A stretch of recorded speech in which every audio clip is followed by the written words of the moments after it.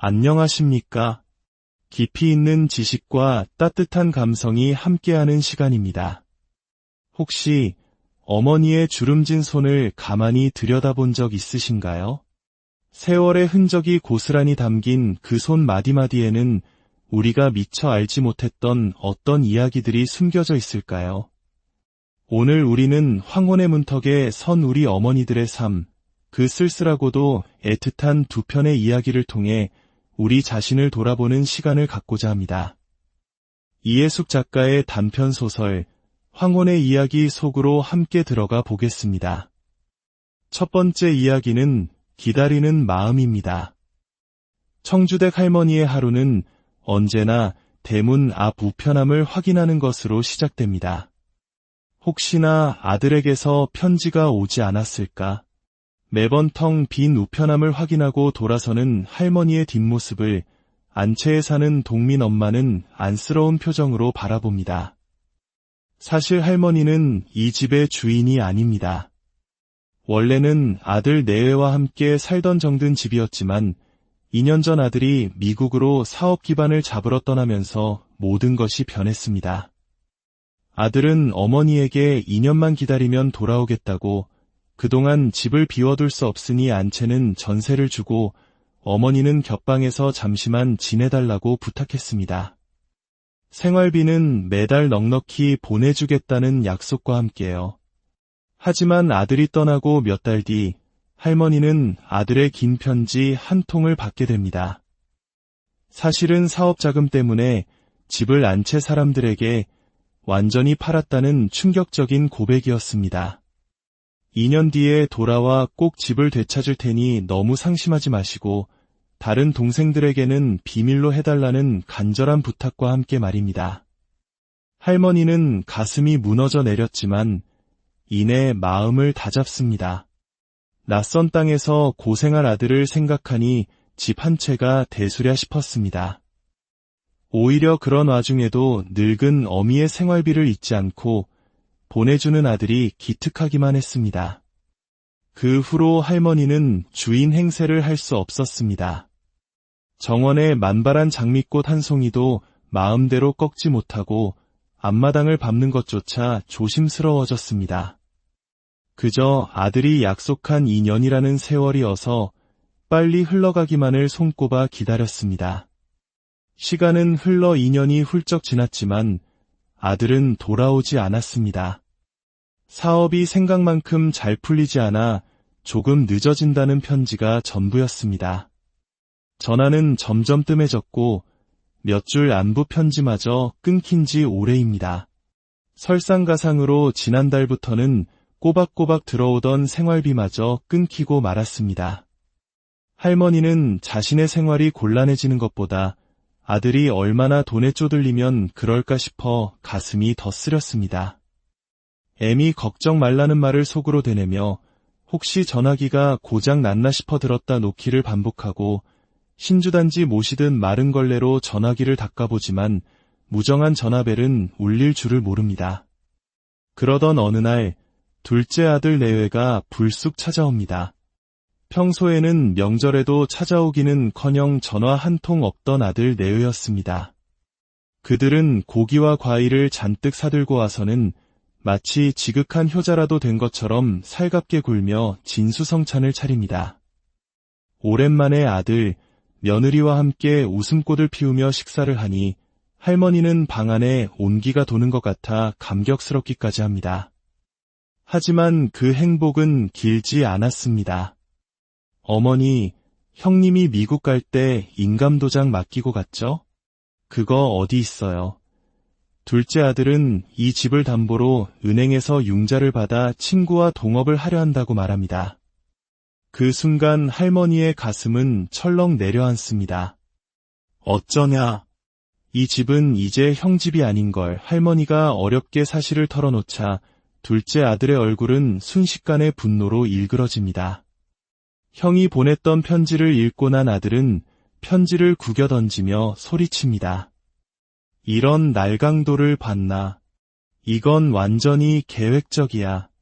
우리 몰래 집까지 팔아치운 걸 보면 애초부터 한국에 돌아올 생각도 없었던 거야. 순전히 어머니를 우리한테 떠넘기려고 이런 짓을 꾸민 거라고. 아들은 급기야 돈을 모아서라도 어머니를 미국으로 보내버리겠다며 막말을 쏟아냅니다. 늙은 어미를 짐짝처럼 이리저리 보내겠다는 아들의 말에 청주댁 할머니는 온몸을 떨며 호통을 칩니다. 이놈! 썩 나가거라.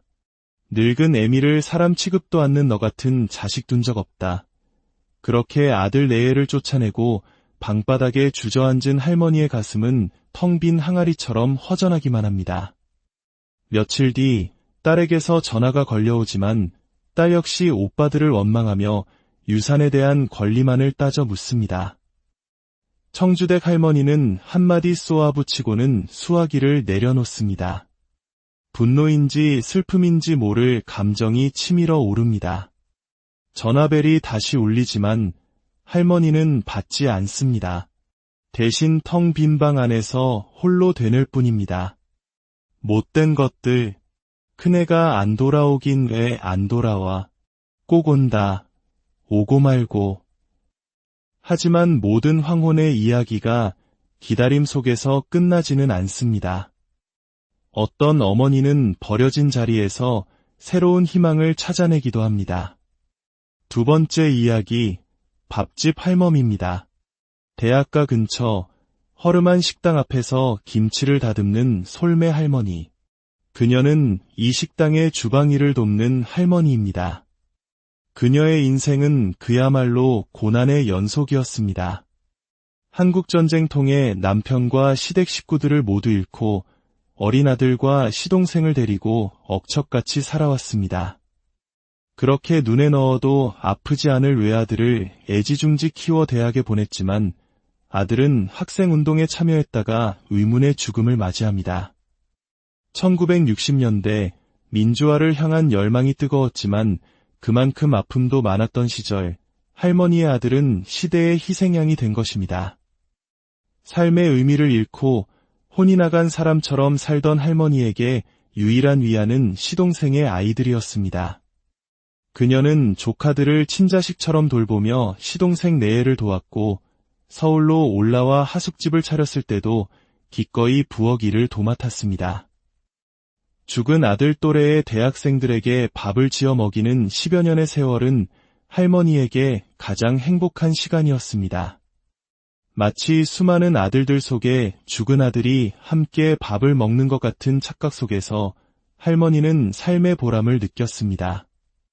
하지만 시동생이 건축업으로 성공해 큰돈을 벌자 상황은 또다시 변합니다. 화려한 아파트로 이사한 시동생 내외에게 촌스러운 할머니는 점점 거북한 존재가 되어갑니다. 결국 시동생은 넌지시 할머니가 시골집으로 내려가 살기를 권합니다. 서운함과 노여움의 할머니는 시골로 내려갔지만 봄이 오고 새학기가 시작되자 아들 같은 젊은이들이 눈에 밟혀 견딜 수가 없었습니다. 그러던 어느 날 우연히 신문에서 한 학생의 재판 소식을 보게 되고 할머니는 망설임 없이 서울로 향합니다. 그리고 지금의 밥집에서 일을 시작하게 된 것입니다. 형편이 어려운 학생들이 주로 찾는 이 식당에서 할머니는 다시 수많은 아들들을 위한 밥을 짓습니다. 그녀는 단순히 밥만 짓는 것이 아니었습니다. 학생 운동을 하다 어려움에 처한 학생들의 옥바라지를 하고 그들의 든든한 버팀목이 되어주었습니다. 그녀에게 밥을 짓는 행위는 죽은 아들에 대한 그리움을 넘어 이 땅의 모든 아들들을 향한 사랑의 표현이었습니다. 어느 저녁 한 청년이 식당에 들어와 조용히 소식을 전합니다. 철준이 공판 날짜가 잡혔어요. 할머니는 말없이 고개를 끄덕이며 미소를 나눕니다. 밥을 퍼담는 할머니의 손길이 분주해집니다. 고봉으로 꾹꾹 눌러 담은 밥그릇처럼 그녀의 사랑도 넘칠 듯 가득합니다. 귀한 내 자식들, 무디 밥 많이 먹고 큰일 해야지 허옇게 피어오르는 더운 김 속에서 할머니의 주름진 얼굴이 그 어느 때보다 행복하게 빛나고 있었습니다. 오늘 우리는 두 어머니의 이야기를 만났습니다. 한 분은 자식에게 버림받고 외로운 기다림 속에 남겨졌고, 다른 한 분은 혈육에게 외면당했지만 세상의 모든 아들들을 품는 더 큰 어머니가 되었습니다. 두 분의 삶은 달랐지만 그 뿌리에는 자식을 향한 조건 없는 사랑이 있었습니다. 그 사랑이 때로는 깊은 상처가 되기도 하고, 때로는 세상을 밝히는 등불이 되기도 합니다. 이 이야기를 듣고 있는 우리는 어떤 자식일까요?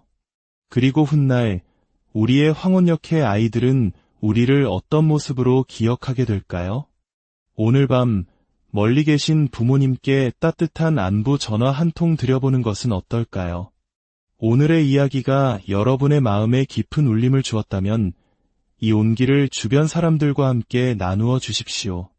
저희의 다음 여정에 동행하고 싶으시다면 조용한 구독이 가장 큰 힘이 됩니다.